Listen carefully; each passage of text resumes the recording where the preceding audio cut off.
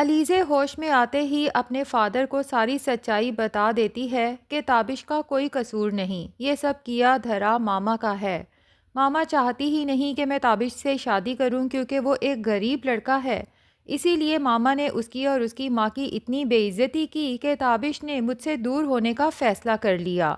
अब तैमूर पाशा को जब सारी सच्चाई का पता चलता है तो वो ताबिश के कहने पे उसे अलीज़े से मिलने की इजाज़त दे देता है, लेकिन जब अर्जुमन हॉस्पिटल पहुंचती है और अलीज़े के पास ताबिश को बैठा देखती है तो उसका तो गुस्से से बुरा हाल हो जाता है। ताबिश से कहती है कि अभी और इसी वक्त यहाँ से चले जाओ, इससे पहले कि मैं तुम्हें पुलिस के हवाले करूँ, क्योंकि तुम्हारी वजह से मेरी बेटी मौत के मुंह से वापस आई है। तो अलीज़े उसी वक्त कहती है कि बहुत हो गया मॉम, बस करें, मैं ताबिश की वजह से नहीं बल्कि आपकी वजह से मौत के मुंह से वापस आई हूँ। उसी वक्त तैमूर पाशा भी वहाँ पहुँच जाता है। अर्जुमन जब तैमूर पाशा से कहती है कि आप देख रहे हैं इस लड़के की दीदा दलेरी, कि ये हमारी बेटी का हाथ पकड़ के बैठा है, जिस पे तैमूर पाशा कहता है कि ताबिश मेरी इजाज़त से अलीज़े से मिलने आया था और तुम्हें ताबिश से इस तरह बदतमीज़ी करने की मैं अब दोबारा इजाज़त नहीं दूंगा।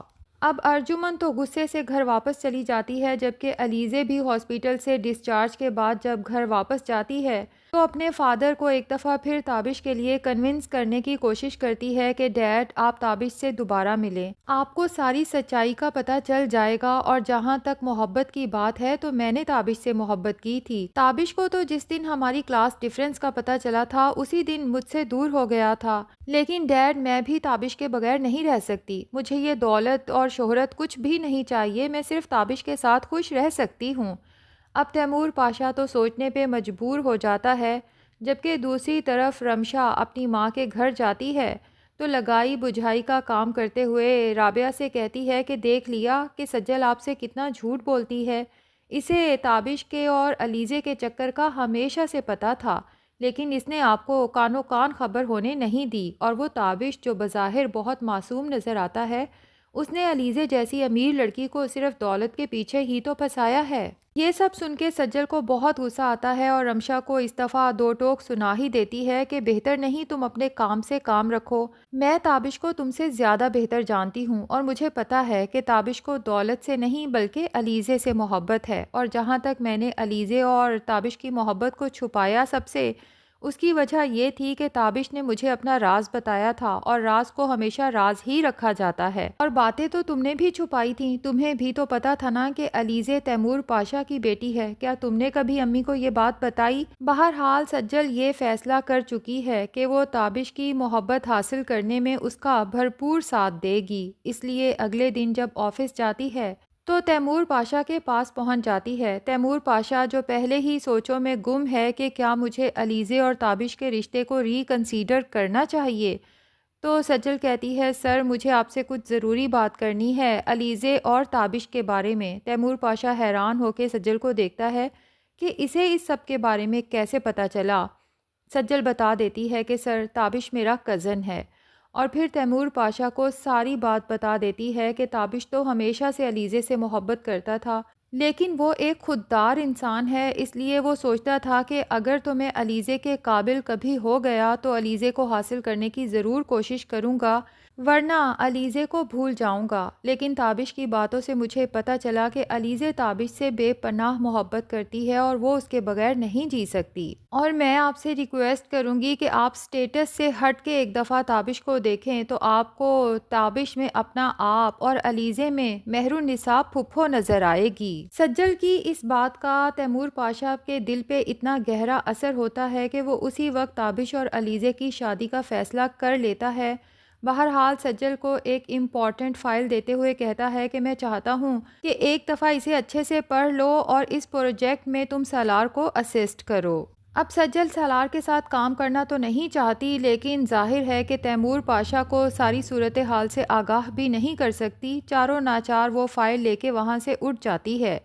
लेकिन माहा जब वो इम्पॉर्टेंट फ़ाइल सज्जल के हाथ में देखती है तो उसका तो गुस्से से बुरा हाल हो जाता है, क्योंकि वो तो सोच रही थी कि इस प्रोजेक्ट को मैं सालार के साथ असिस्ट करूंगी और एक तीर से दो शिकार हो जाएंगे। एक तो सालार के साथ मैक्सिमम टाइम गुजारने का वक्त मिलेगा और दूसरा, प्रोजेक्ट की सक्सेसफुल कंप्लीशन के बाद ना सिर्फ मेरी प्रमोशन हो जाएगी बल्कि सैलरी भी रेज हो जाएगी। सज्जल पूरी फाइल पढ़ने के बाद जब सलार पाशा के पास जाती है, उसे बताती है कि सर ने मुझे ये प्रोजेक्ट आपके साथ असिस्ट करने के लिए कहा है, और फिर प्रोजेक्ट के हवाले से जो इम्पोर्टेंट पॉइंट्स उसने नोट किए हैं वो सलार पाशा को जब बताती है, तो सलार पाशा सज्जल से कहता है कि मैंने तुमसे मशवरा नहीं मांगा कि मुझे इस प्रोजेक्ट को किस तरह से कंप्लीट करना है। एक बात कान खोल के सुन लो कि तुम मेरी असिस्टेंट हो, मैं तुम्हारा असिस्टेंट नहीं हूँ। सज्जल को तो बहुत गुस्सा आता है, वो तो वहाँ से चल देती है, जबकि माहा सालार के पास पहुँच जाती है और उसे कहती है कि ये इतना इम्पोर्टेंट प्रोजेक्ट आखिर बॉस ने सज्जल को क्यों दिया। यकीनन सज्जल बॉस के करीब होने की कोशिश कर रही है, लेकिन मैंने भी प्लान कर लिया है सज्जल को बॉस की नज़रों में गिराने का, और सज्जल से छुप के उसकी फ़ाइल में से कुछ इम्पॉर्टेंट डॉक्यूमेंट्स चोरी कर लेती है। दूसरी तरफ तैमूर पाशा जब घर जाके बताता है कि मैंने अलीज़े की शादी ताबिश से करने का फ़ैसला कर लिया है, तो अलीज़े तो अपने बाप का ये फ़ैसला सुन के इंतहाई खुश होती है, जबकि अर्जुमन के तो तन बदन में आग लग जाती है कि पहले ही आप जो रमशा को उठा के घर ले आए हैं उसकी वजह से अपने सोशल सर्कल में निकलना मेरे लिए कितना मुश्किल हो गया है, और अब अगर आप अलीज़े की शादी उस ताबिश से करेंगे तो सोशल मीडिया को तो मौका मिल जाएगा ये ख़बर उछालने का कि आखिर ऐसा क्या हो गया। अलीज़े पाशा, जिसकी मंगनी तो अपने कज़न सलार पाशा से हुई थी, लेकिन शादी अब एक छोटे से होटल के मामूली से मैनेजर से होने जा रही है। तैमूर पाशा अपनी बीवी से कहता है कि मुझे लोगों से सोशल मीडिया से क्या कंसर्न, मैं सिर्फ अपनी बेटी को खुश देखना चाहता हूँ। और सालार पाशा भी अलीज़े को उसकी मोहब्बत मिल जाने पे मुबारकबाद पेश करता है, जबकि रमशा तो बहुत खुश हो जाती है कि उसका रास्ता साफ हो गया। अब सालार पाशा को हासिल करने से उसे कोई भी नहीं रोक सकता, हत्ता कि खुद सालार पाशा भी नहीं, क्योंकि जब रमशा अपनी पसंदीदगी का इजहार तैमूर पाशा से करेगी, तो जब ये रिश्ता तैमूर पाशा फिक्स करेंगे तो सालार के पास इनकार की कोई गुंजाइश ही नहीं बचेगी। जबकि रमशा को तो पता ही नहीं कि उसके पास अय्याशी करने के और खुशियां मनाने के दिन बहुत कम रह गए हैं, क्योंकि अहमद जो रमशा से बदला लेने के लिए ख़ास तौर पे वापस आया है, उसकी जॉब कहीं और नहीं बल्कि तैमूर पाशा के ऑफिस में ही हुई है, और सज्जल ने भी अहमद को देख लिया है। अब जाहिर है कि सज्जल जब अहमद से पूछेगी कि आखिर तुमने मुझे बदनाम क्यों किया, और अहमद सारी सच्चाई बताएगा कि ये सब किया धरा रमशा का था, और रमशा की वजह से तो मेरी माँ भी इस दुनिया से चली गई मुझे माफ़ किए बगैर, और इस बात का बदला मैं रमशा से लेके ही रहूँगा। फिर रमशा की हकीकत जाहिर है कि बहुत जल्द तैमूर पाशा के सामने और सबके सामने आ जाएगी।